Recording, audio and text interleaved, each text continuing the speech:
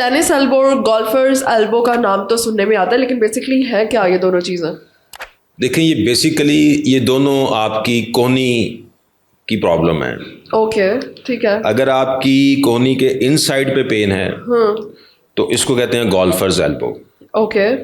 और अगर ये आउटसाइड पे पेन हो रही है तो इसको कहते हैं टेनिस एल्बो। तो ऐसा क्यों? मतलब नाम सुन के तो मुझे लग रहा था कि शायद टेनिस प्लेयर्स और गोल्फर्स को। हाँ, बिल्कुल ठीक है। ये दोनों बेसिकली गोल्फर्स और टेनिस खेलने वाले लोगों के नामों से ही ये इसको डिराइव किया गया। ठीक है। टेनिस एल्बो मतलब है कि आपका एक्सटेंसर्स यूज हो रहे हैं, राइट। ओवर यूज की वजह से। चूंकि ये टेनिस में बैक हैंड शॉट खेलते हैं, आप स्क्वॉश में खेलते हैं, ठीक है। तो उसकी वजह से जो आपकी कोहनी पे दर्द होती है, चूंकि ये सारे जो मसल्स हैं आपके ये एक जगह पे, राइट, इसको कहते हैं कॉमन एक्सटेंसर ओरिजिन। ओके। एक ही ओरिजिन से ये मसल जो हैं वो निकलते हैं और फिर वो आपके पूरी रिस्ट को ये यूज कर रहे होते हैं। आप जो एक्सटेंशन करते हैं इसको कहते हैं टेनिस एल्बो। राइट। अगर इसकी इन्फ्लेमेशन हो तो आपको यहाँ पे पेन हो, वो पेन इसलिए होती है बेसिकली कि यहाँ पे जो आपका ओरिजिन है, जहाँ से ये मसल सारे इकट्ठे निकल रहे हैं, वहाँ से आपका जो है वो स्वेलिंग हो जाती है, इन्फ्लेमेशन हो जाती है। ओके, वो किसी भी वजह से हो सकती है कि मोस्टली मोस्टली ये ओवर यूज। इवन आप हंडिया पकाती हैं खवातीन, मोस्टली ये खवातीन में भी बहुत होता है। ओके। तो खवातीन जो हंडिया घुमाती हैं वो भी ये यहाँ से यूज हो रहा होता है, तो उनको भी टेनिस एल्बो हो सकती है। सिर्फ टेनिस खेलने वालों को नहीं होती, आम जो है। लेकिन इसका चूंकि नाम है तो ये यहाँ से यूज हुआ। लेकिन आप कोई भी हाथ का काम जो लोग ज्यादा करते हैं, स्पेशली हंडिया पकाने में, वो खवातीन में भी ये बहुत कॉमन है। कोई भी ओवर यूज करेगा किसी वजह से तो उसको हो सकती है। राइट। और ये जो गोल्फर्स एल्बो है वो है इनसाइड की तरफ, ठीक है। इसे कहते हैं कॉमन फ्लेक्सर ओरिजिन। ओके। इसकी इन्फ्लेमेशन है, और ये मोस्टली चूंकि आपने जब आप गोल्फ के लिए पूरा स्विंग करते हैं अपनी एल्बो को स्ट्रेट रख के, तो वो आपका सारा जो है वो फ्लेक्सर्स के ऊपर प्रेशर आ रहा होता है। ओके, ठीक। तो ये फ्लेक्सर्स जो हैं, इनकी जो इन्फ्लेमेशन है, इसको जो है वो गोल्फर्स एल्बो कहते हैं।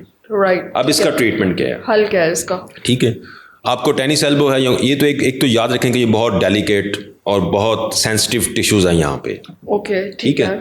ये अगर किसी को शुरू हो जाए तो आम तौर पे वो खुद ब खुद ठीक नहीं होती। ओके।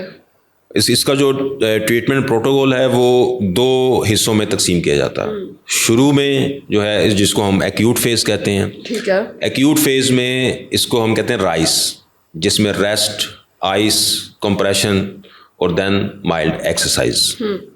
शुरू के जो प्रोटोकॉल है एक्यूट स्टेज में, उसमें हमने इसको रेस्ट देना होता है, बर्फ़ की टकोर करनी होती है और इसको बैंडेज करना होता है। ठीक। जो लॉन्ग टर्म में है कि एक बंदा है, वो टेनिस प्लेयर है या जिसने हंडिया चलानी है, अब उसको अगर हमने लॉन्ग टर्म में जो ट्रीट करना, तो फिर हम उसको समटाइम्स ब्रेस भी लगाते हैं। ओके।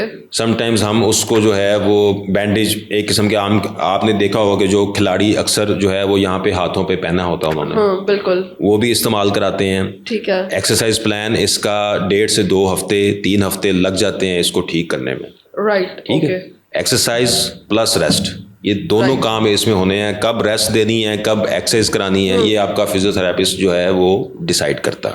ठीक है। लेकिन इसका बिल्कुल पड़ सकती इसमें सर्जरी इसमें बहुत लेस कॉमन है, क्योंकि ये इतना डेलिकेट है। हाँ, बहुत ज़्यादा अगर कोई पट्टा टूट गया है तो आप डेफिनेटली आप सर्जरी की तरफ जाएंगे। लेकिन अगर इन्फ्लेमेशन है तो आप उसको फिजियोथेरेपी के जरिए ठीक कर सकते हैं। ठीक है। तो इन्फ्लेमेशन कम करने के लिए फिजियोथेरेपी इनफ होती है या साथ कोई मेडिकेशन वगैरह एंड ऑल दैट? देखिए, मेडिकेशन भी देते हैं, पेन किलर्स हैं, मसल रिलैक्सेंट्स हैं, एंटी इन्फ्लेमेटरी ड्रग्स हैं, लेकिन वो बहुत थोड़ी देर के लिए। ठीक है। क्योंकि ये आपने जब इस्तेमाल करना है तो आपको दर्द होनी है, तो जो फिजियोथेरेपिस्ट का काम है वो एक्सरसाइज प्लान देना है इसमें।